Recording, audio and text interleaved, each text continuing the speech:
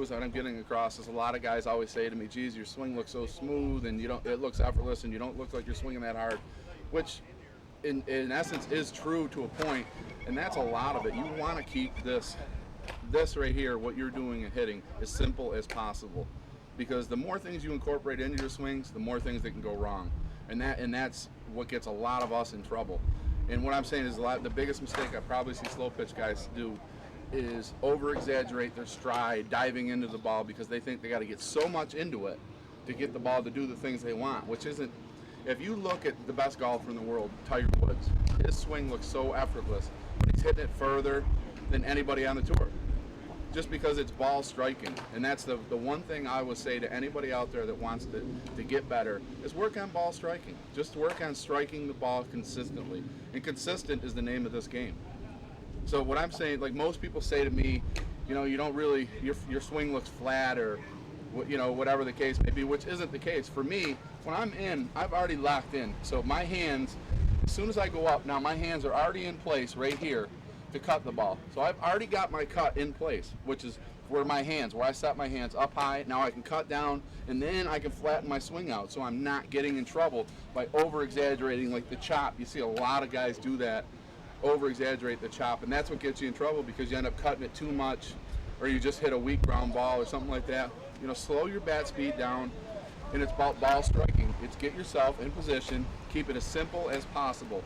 I go up, my swing is simple. Hands up, short stride, and I'm gone to the ball. Don't get into, you see all these guys get into the fancy dancy stuff, and you know, it's this, if you know what, if that's your thing and you're having fun, stay with it. But if you truly want to get better and work on some things and take some things to heart, the only thing I can say is you work on ball striking. The rest of it will come. When you can strike that ball consistently, the rest of this game will come to you a lot easier than maybe what it is at this point. With my hand, if you notice a lot of times, my top hand's hardly even ever on the bat. And that's just, I'm up here and it's just, this here is just simply a guide. Hitting is all done with your bottom hand. It is simply pulling this knob to the ball. And that's where hitting is. This hand right here, if you're holding this for all you're worth, chances are you're going to roll the ball over or not get done what you're trying to get done. So what I'm saying to you is pull. This hand right here is all hitting. If you're successful pulling this bat right here, like this, through the knob, that's what you want to get done. This hand here is just simply a guide for follow through and to keep your bat on plane where you're heading to go. Once I've got into place and my swing is finishing, I'm pretty level. I'm pretty level, and that's by choice. Because my philosophy is I'm just trying to be consistent, and I just try to get in there and get level and get to the ball as good as I can, and I think that gives me my best chance for success in hitting, and that's just keeping everything simple. For me, I have an open stance for the simple fact I approach it. I'm up in the box, and I keep an open stance for this reason, especially for bigger guys more than probably maybe a little bit of smaller guys. The easiest thing to do is, the best thing about hitting is being open. So if I'm already open, I don't have to worry about clearing my hips. I don't have to worry about stepping in the wrong place and shutting my hips down. They're already open. So all I got to worry about is getting this bat to the ball. Some people might not even know what it is, but everybody has a timing mechanism. And for me, it's my hands. I go by my hands. I get my hands. When my hands are set and ready to go in place, my hands go, and then the rest of my body goes with it. For you, it might be the high leg kick. It might be, you don't know, it's just everybody, you got to find out your timing mechanism, keep it as simple as you can, and you're probably going to be a lot more successful at the plate. So what I'm saying is when you're getting to the ball, it's the best way, the way I think of hitting, or the way I try to have the bat feel in my hand, is to act like this is just a string.